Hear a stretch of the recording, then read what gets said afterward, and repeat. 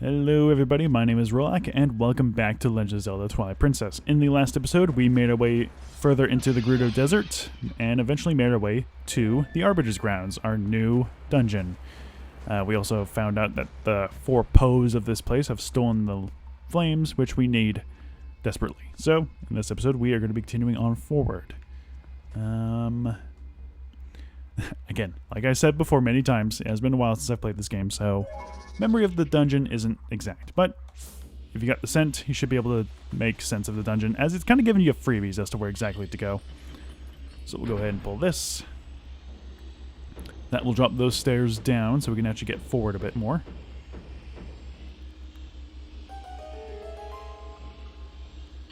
Go ahead and drop that. Hop on down here. And funny enough, we never showed this off, but if you have Wolf Link, Midna will open up the doors for you. Right, we got some more bubbles here. Let's take care of them. Probably show off that we can use the... Get down there. Okay. Finish him. That's the easy way to take care of the bubbles. Alright. No, this isn't the spot. Alright, go ahead and pull this thing. That will shift the walls around, meaning that our exit is blocked, and we introduce this to this guy. This is a Gibdo. They basically work the same as Redeads, although they now have a sword to use. Like Gibdos and Redeads, they're also a lot more difficult to take down, but they shouldn't be too difficult. And they always drop a red rupee as far as I'm aware, unless they do something else. Unless you do something else with them, I believe they always do drop a red rupee. Go ahead and grab ourselves a small key.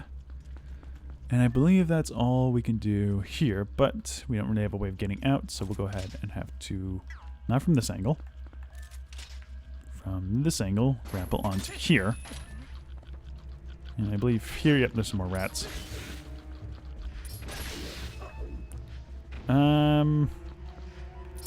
Did we need to go there? No, let's head into here first, because I believe this is where our next poe is.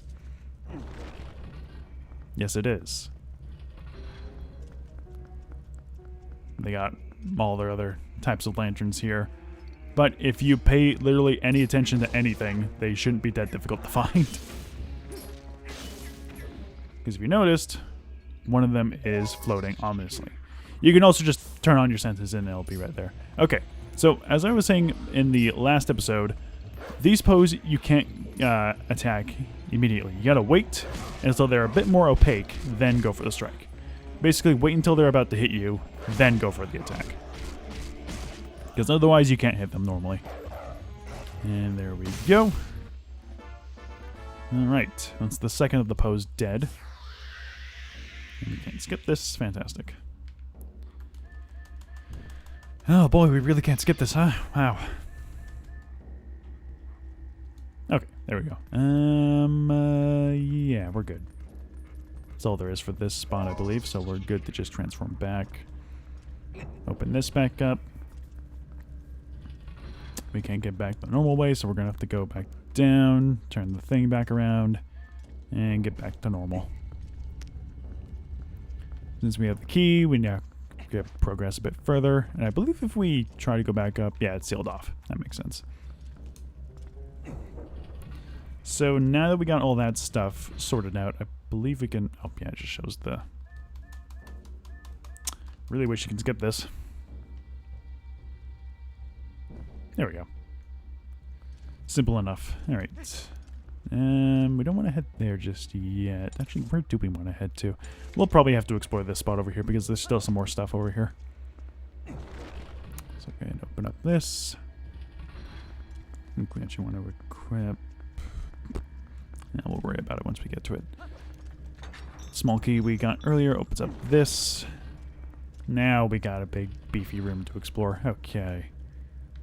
Definitely need the claw shot for this place. Nope, don't pick up the... Okay, spikes. Walk close near to them, they'll pop up and damage you for like a quarter of a heart, so it's really not that big of a deal. Just take care of you that way. Ow! Son of a bitch. Oh, I'm sinking. Oh, boy. Also, I can't remember if this is exact or not, but I think if you put the iron... Oh! Okay, yeah. Do not, under any circumstances, at any point in this dungeon, put on the iron boots. Unless you need to pull something that's a bit heavy. Ow. Because, yeah, you'll just sink immediately. Which is strange, and I'm not too sure if that's accurate. I don't know. I don't know. Okay, we want to pull this one back, and I think into this little snug spot here. Yes, okay.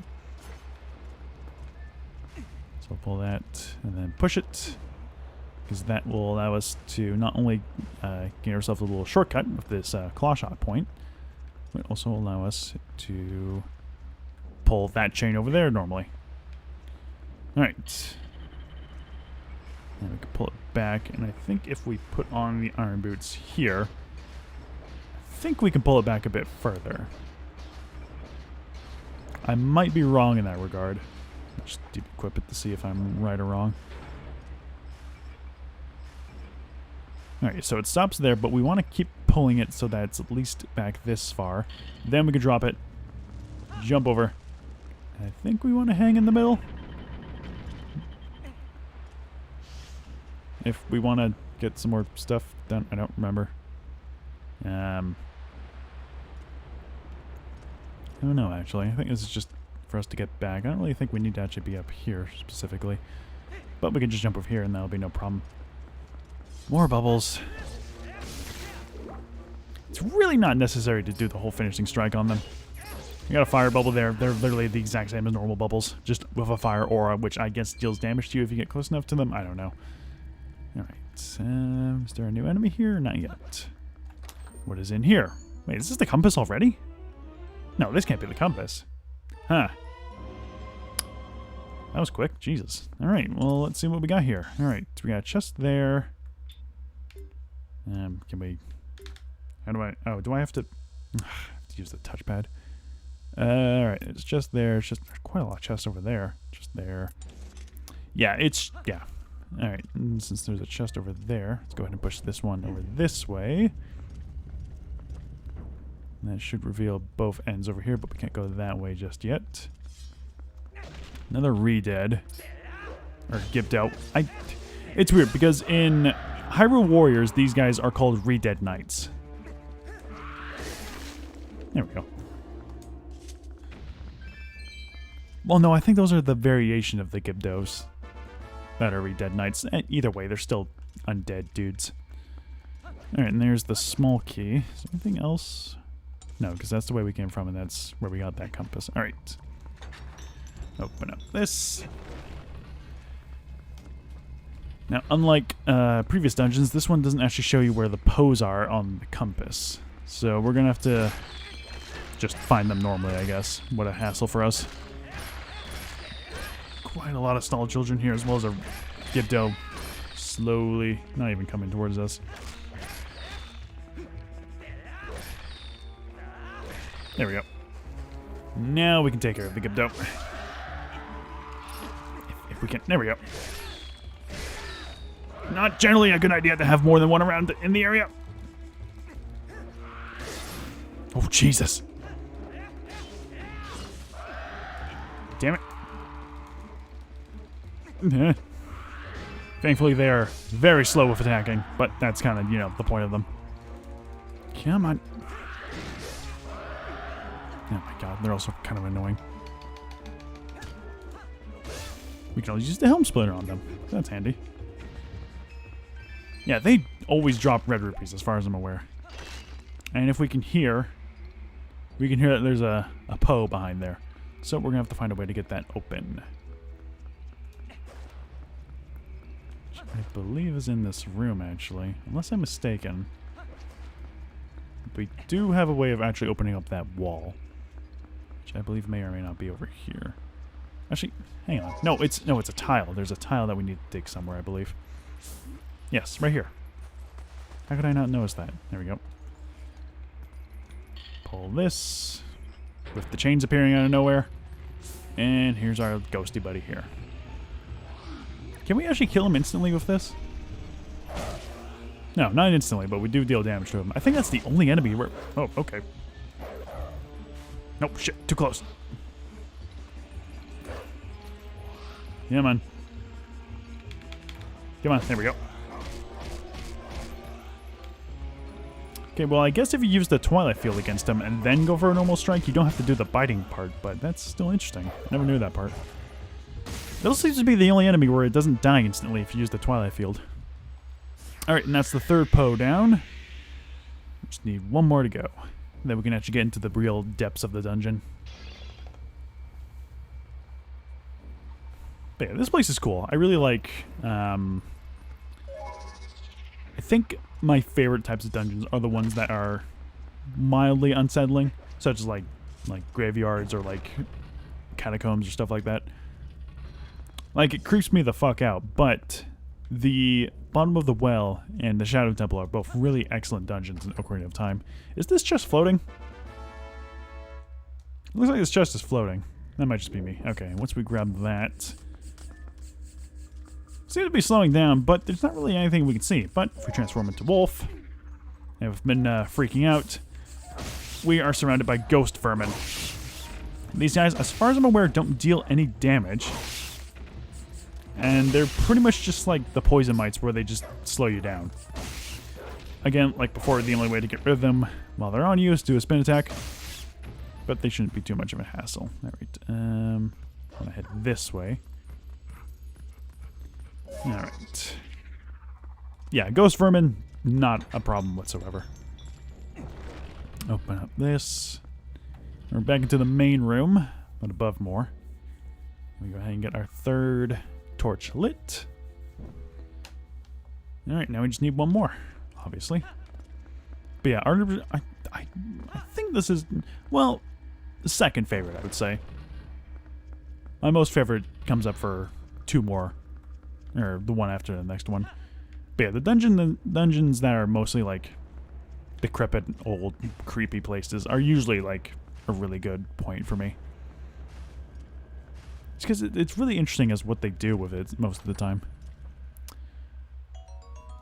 Like, we haven't been getting enough of those already. We're already up to 300, almost up to 400 rupees. Damn. I believe... No, we haven't been here yet. But this is not blocked off. Oh no, we were able to come here, but we didn't because there wasn't any real reason for us to come here. It was the room to the left. The passageway to the left of the main room. That we didn't obviously really need to worry ourselves about. We also need to push this a bit further. There we go. Alright, as far as I'm aware, that's all we need to do, so let's go ahead and pull this. The camera gets all weird for a moment. Now here, we actually want to wait until that thing closes down on us. But there's also a chest to the far left, which we want to grab, so we'll go ahead and do that real quick. It's either a stamp or a... Yep, it's a stamp. Surprised Midna stamp. Hurry back! Nope, okay. Now we gotta go the long way around now. Which, thankfully, isn't that long thanks to this claw shot point. As far as I'm aware... Nah, it doesn't look like we can get there. What are you doing?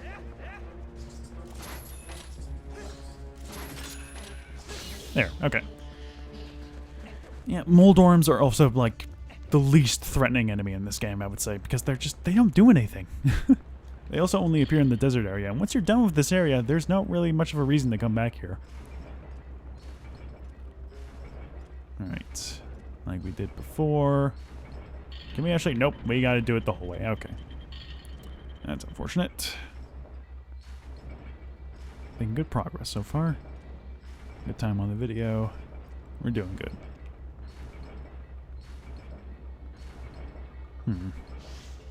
Oh, you son of a bitch!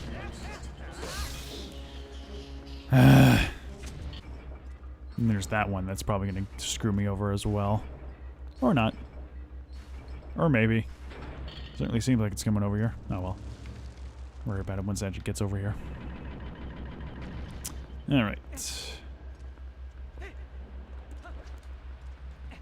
Ow. Okay, open the door. And I think through here we actually get a new enemy introduction. I believe we do. In case we will need these. This fella, which we'll get into an introduction proper, Might seem familiar. This is a Stalfos. They work a bit differently than the Stalfos from Ocarina of Time, but they're pretty similar enough. Basically, they got a shield. Oh, with the shield, we can go ahead and do a Helm Splitter. That'll drop him down instantly. Now, he's not actually dead. We want to actually drop a bomb right next to him before he gets back up. Doing so will destroy him completely. In fact, if you manage to spot a Stalfos before you even encounter him, you are actually able to fully destroy him with, like a bomb arrow. That's not what I wanted to do. Will that blow up that? So it will. Interesting. Never knew that. But yeah, Stalfos, pretty easy. You can blow them up with a, what's it called? A bomb arrow from a distance, and they should be able to be taken out fairly easily. This will also give us some more bombs. Yep. Fun fact, I believe if you only have one type of bomb, such as like a water bomb, I'm pretty sure the chest will give you water bombs. Which is, you know, interesting that they would actually be bothered to do that. Here's actually a little bit of similarity. This one. This statue here bears similarity to the big statue in the Spirit Temple from Ocarina of Time. Now then, there's a certain way of doing these torches. I cannot, for the life of me, remember which one it is. That's not it.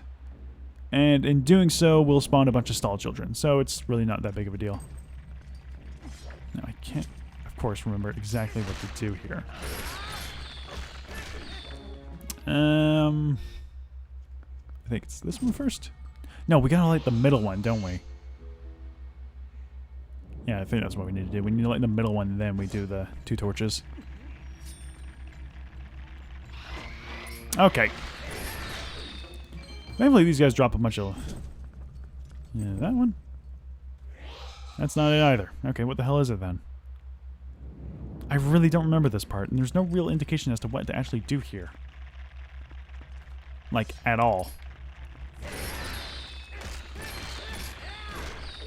Like, what is it that we gotta do? Is there anything that tells us what to do? There really isn't. I guess it's just guessing. I believe it's... No, it's not. Okay, it's... No, I think it's one of the far left or right ones. I can never remember this one because it's just such a weird puzzle that has literally no explanation. You can't light the torches unless all these guys are dead. This one.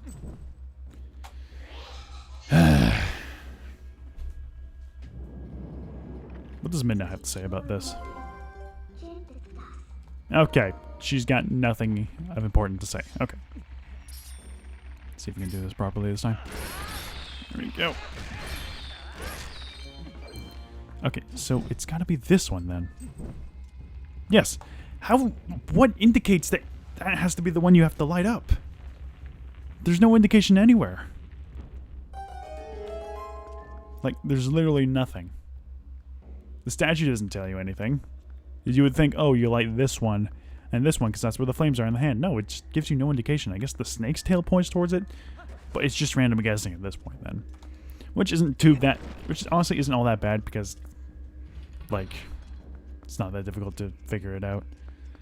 Alright. It's right there. Obviously, since that one's floating. But this one's a bit different. Similarly to the pose, I guess this is kind of a callback to the pose in the Forest Temple in Ocarina of Time. This one splits into 4 different forms. As for how we can determine which one's the real one, similarly to Meg, we gotta wait for him to strike. Or just before for him to strike. And the one that glows is obviously the one that we gotta hit. And we just gotta wait. Yeah, man. That one. And that should be it. And there we go. As the last of the poes and the last of the poes souls for us to collect in Arbiter's grounds. It goes ahead and breaks that one. Also, I mean to bring this up, I think I fixed my encoding issue. I just changed the encoding preset because I think the one I had selected was a bit too powerful, which is strange because this computer was built to properly record and stream stuff. So hopefully we shouldn't encounter any more issues, I should say. Alright, and this is... Yes, it's this room again. So we'll just go ahead and... What are you... Mold orms are just really stupid. Alright, drop down here. And let's head back to the main room.